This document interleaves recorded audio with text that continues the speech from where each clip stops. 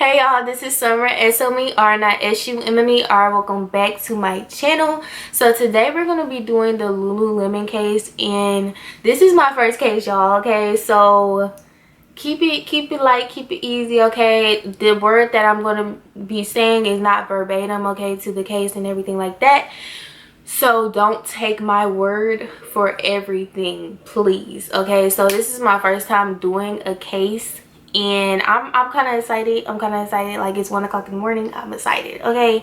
So, and especially that y'all actually wanted it, so I'm excited to do it. So it's gonna get crazy, okay? Go ahead and get you a snack, get you 2 snacks, because girl, it's long and it's worth it, okay? Ain't shit, I belong in the zoo. Stuck up, they be saying I'm rude. If I don't get my way, I get an attitude. Bitch, I'm mean. I don't wanna be your Motherfucking friend, and ain't no competition to me. Okay, it's worth it. Okay, so let's hop into it. So Lululemon is basically a yoga store. It's a clothing store. They sell active wear for fitness and stuff like that, but it's a high end, okay? It's high, very expensive, okay? If you don't think the leggings is expensive, then maybe you got it. You got that money, okay? But okay. Anyway, it's a high-end store, high-end fitness yoga clothing store. So this murder is between 2 co-workers, okay? So we're gonna get into the first co-worker. Her name was Jayna Murray, okay, and she was 30 years old. So we're gonna get into her background. Jayna Murray was from Texas, okay? I'm from Texas. So Jayna Murray was from Texas. She went to Johns Hopkins University, and she was in a master program, okay? So Jayna was smart, okay? Jayna traveled abroad and everything like that. Jayna was bright, okay? Everybody that came around Jayna felt her energy. Nothing bad about Jayna, okay? Jayna was that girl, okay? Jayna gave you those happy vibes. Her co-workers loved her at Lululemon's. Jayna was basically that girl, okay? So we're gonna get into Brittany Norwood, okay? So Brittany was an athlete in high school, and she was a phenomenal athlete, okay? Actually, she was beautiful, okay? A phenomenal athlete, a soccer player that actually went to New York off of a scholarship because she was that good at playing soccer, okay? But this is the thing about Brittany, okay? Brittany had a lot of troubles with stealing it, okay? So somehow on the soccer team and stuff like that, people will find their stuff just coming up missing when Brittany comes. So they will always be like, watch your locker when Brittany come. Like, it would, like, you know, the little whispers like, oh, you know, watch your locker and stuff. Like, Brittany, keep that in mind, okay? Keep all of this in mind, okay? So Brittany's dream was to actually own her own gym and become a personal trainer, okay? So it kind of matched up why Brittany would be interested in Lululemon's, which is, you know, a workout store. But y'all, this case is known to be one of the savage cases, and I'm going to tell you why it was one of the savage cases. Because it was literally almost a dozen weapons, okay? So it's not just one weapon. It wasn't just a shot. This crime so this all started with a police call, okay? So the manager, she's in, like, you could tell, you could hear that she's in panic, okay? She's in panic. She's telling the officers that she's going into her store, and there's 2 bodies, okay? One of them seems to be dead, and one of them is still breathing, okay? So I'm going to kind of paint a picture for y'all, okay? Because if y'all don't already know this case, which you might already know this case, I just want to paint the whole scene for you, okay? Picture you walking into your store. Maybe you're not the manager. Maybe you're just the employee, okay? You're walking in. You're opening for the day, okay? You're opening for the day. Everything seems fine in the front of the store. It's nothing wrong. Like, everything is lined up perfect, okay? you start to walk further and further towards the cash registers, and you just see glass. You see clothing thrown on the floor. You see blood trails, footmark trails of blood. What would you do? Okay, comment down below what would you do before I even get further. Okay, comment down below what you do, because for me, peace out. Okay, but okay, so as she's walking, she's seeing these blood, so of course she's like, let me call the police. Now it's a guy that's with her that actually goes further to check it out, to check everything out, and he actually finds the bodies and he tells her about the bodies, and she then proceeds to call the police. So when they get to the register part, it seems like everything is just shattered. Okay, everything is just torn apart. There's receipts on the ground. Okay, so the money out of everything is gone. So it looked like a burglary. It looked like somebody just robbed the store and they did something to these two co-workers, these two girls on their shift. Okay, it looks like a robbery and it looks like a motive. It looks like a robbery, it looks like a motive, it looks like a struggle. Okay, it looks like a struggle. So before I get into this, if you're not, this is my warning, okay?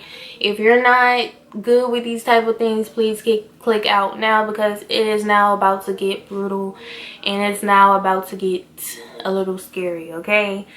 A little, you know, triggering. Okay, so Jayna is face down. Okay, she's in the back of the store, and it seems like she was trying to get out because it was blood marks and stuff by the door, like she was trying to push her way out of the door. So it was a struggle there. So but they find her body. She's face down and it seems like she's dead. Okay, Jayna is dead.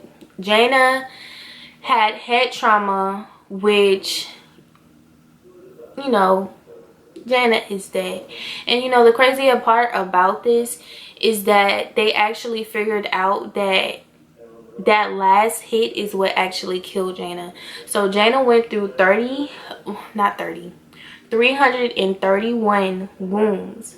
So 331 just stabs and stabs and stabs with different weapons. Okay, the weapons included a hammer, a wrench, a knife, a thing to hold up the mannequin, like, you know, to hold up the mannequin, but like the pointing part of the thing, a wrench. Over 12 different weapons. Okay, so think of just being stabbed 331 times and you're still alive, except for you're alive for the 330, but you finally get killed for the 31. Okay, that's what the detectives figured out. Okay, so all them stabs and stuff, she was still alive. So the person whoever decided to do this had the chance to be like, oh, let me get off of her, you know, like, let's not make this a murder. But they just keep going and going and going. So that's Jayna. Brittany, on the other hand, it seemed like that Brittany was in another room, okay, with her hands tied up, okay, with a zip tie. Her hands and her feet is tied with zip ties, and she has a glass in her forehead. She has scratches and cuts over her body, and she's still breathing. Okay, she's still breathing, but it seems like she's unconscious. So think about that, just walking into all of that.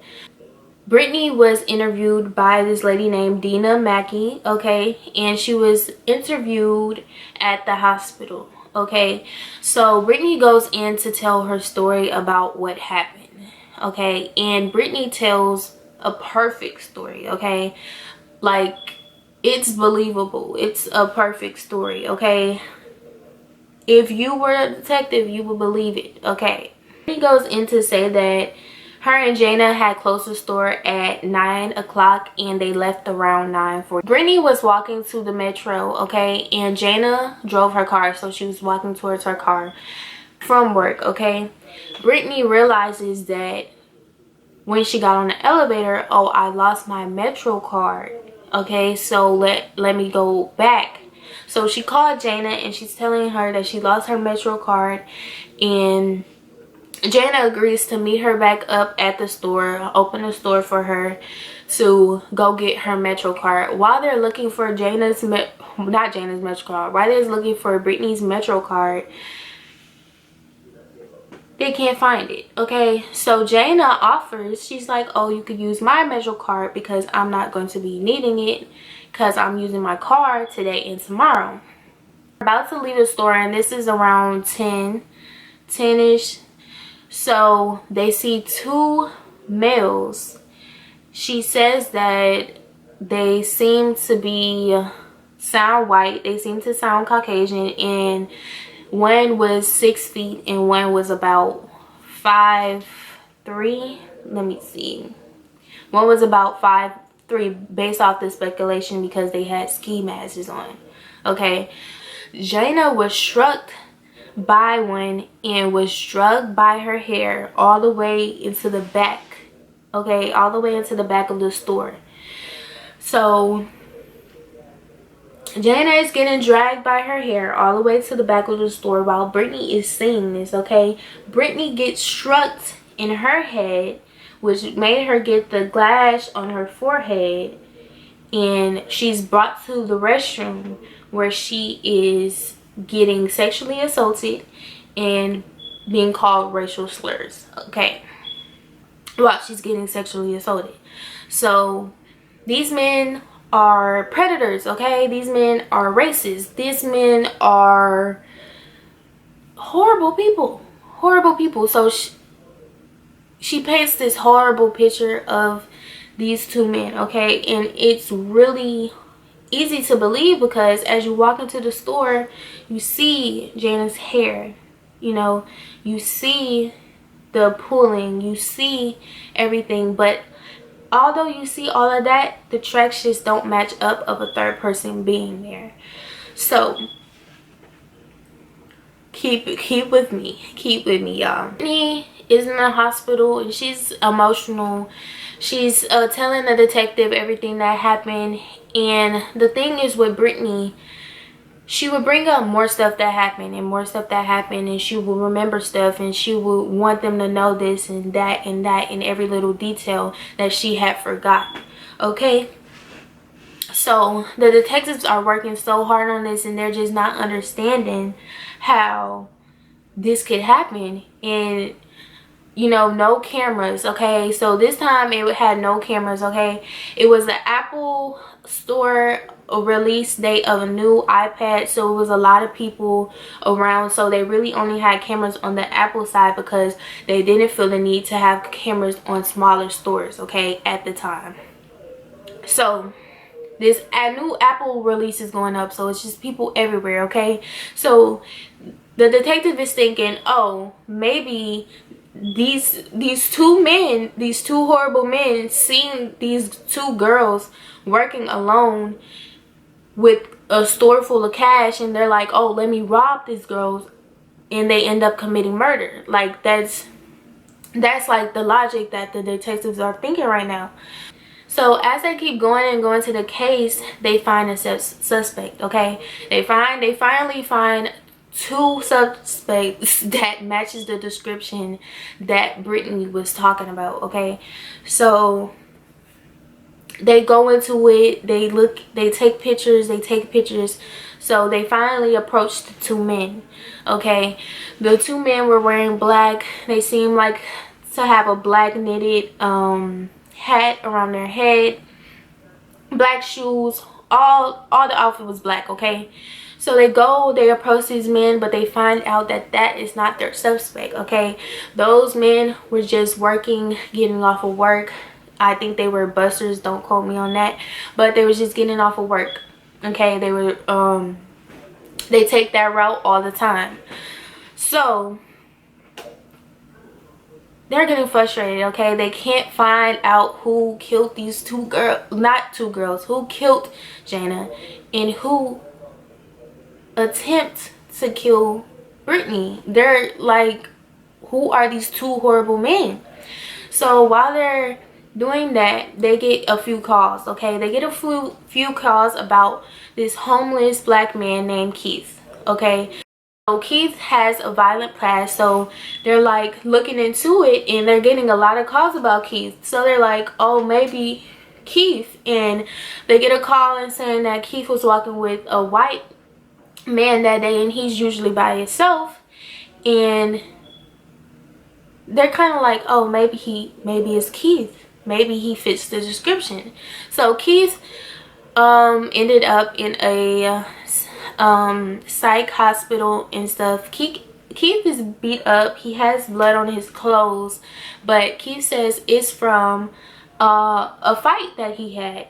So they're now not even looking at Keith because they're like, Keith is not in the right mental to do this calculated crime. Like, you have to be in the right mental to actually calculate all of these things that happen here. Like, because they just could not find out who did it.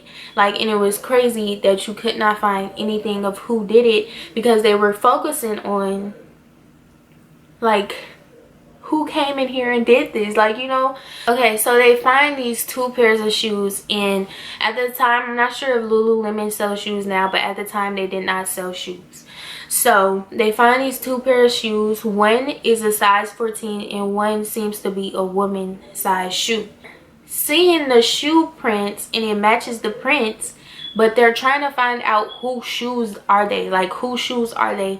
Lululemon does not sell shoes, so it has to be the suspect shoes. It has to be the suspect shoes. They go on with this theory and all of these theories to try to figure out who killed Jayna, who killed Jayna, who hurt Brittany. Brittany is in the hospital. Who hurt Brittany? So the detectives finally come with this conclusion, okay? They're like, this can't be an outside job. As they're looking at the back of the door of Jayna trying to get out, blood on the door, they don't see an entrance, like the outside of the door, they don't see blood. So they're like, it can't be anybody outside. They had to be still inside.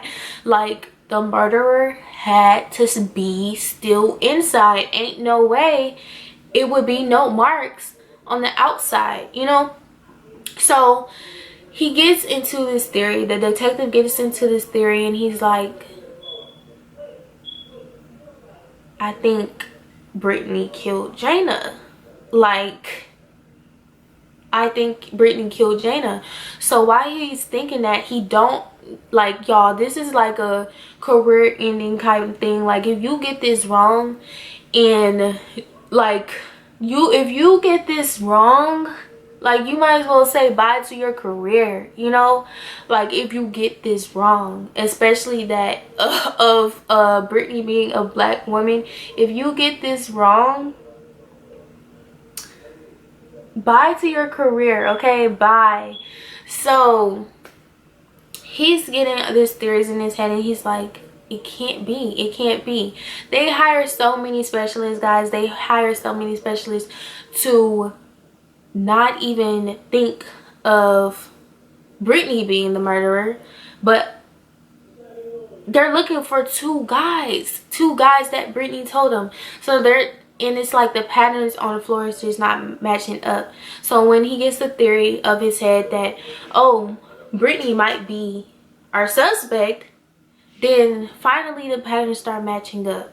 Finally, they can finally paint a picture to what actually happened and what actually was going on.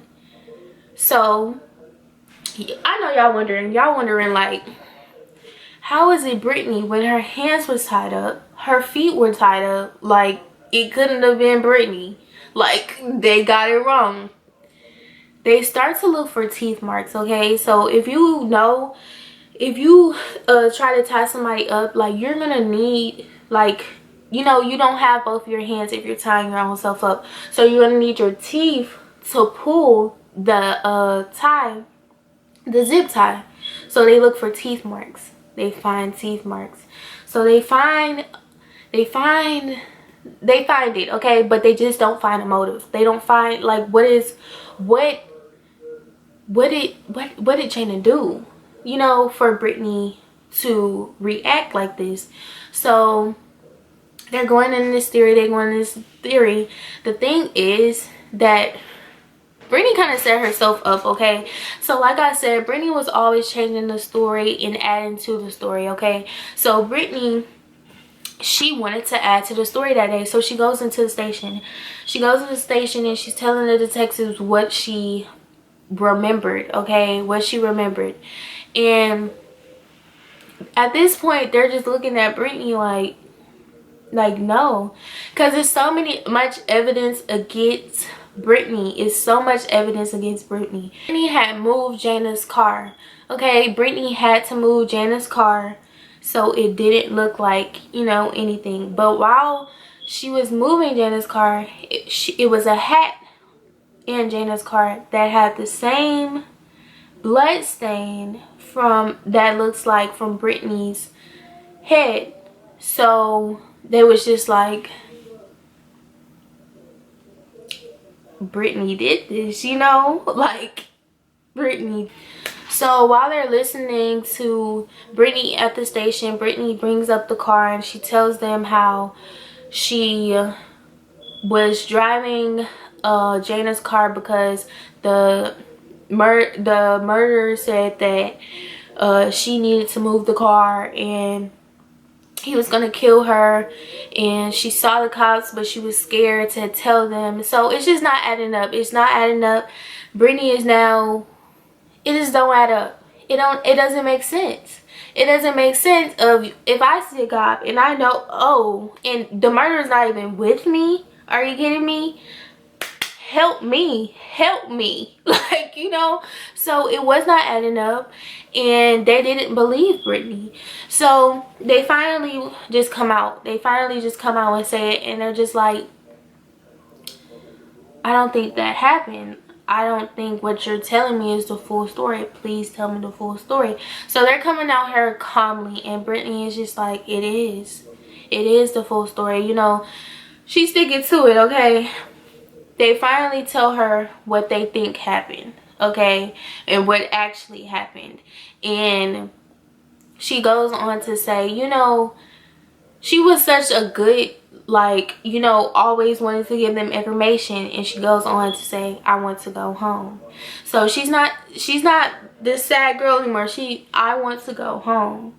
So they're like, no, like, please, like, help us with this, da da da, because they're still trying to give Brittany the benefit of the doubt, because they just don't understand how this small petite girl could do this crime. Like, they're not understanding it. So they then proceeds to call her brother in there. Okay, so her brother was with her when they went to the station. So he's in there, and of course she knows that she's being recorded, like, you gotta know. So she's telling him, you know, she doesn't want to talk about it here. And he was like, but if you did it, like, I need to know what to tell these men, these lawyers, and da da da. And she's just like, she doesn't want to talk about it here.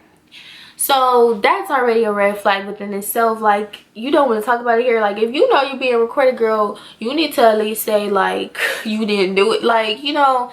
So at this point, they cannot let her go. They can't let her go. Like, it's like she's not saying that she didn't do it. Like, she's just saying that she wants to go home. And that can't happen, obviously.